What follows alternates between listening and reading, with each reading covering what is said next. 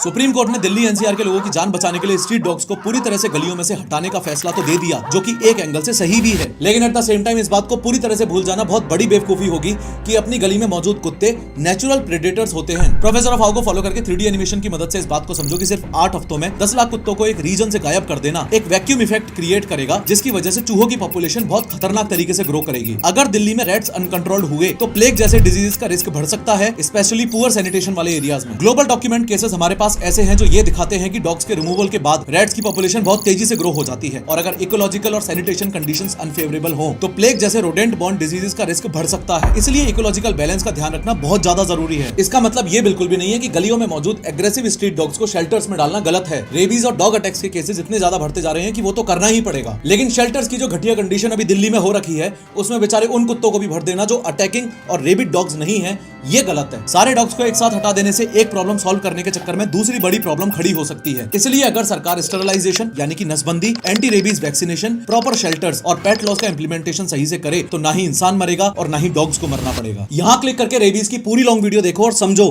कि आप इस बीमारी से कैसे बच सकते हो।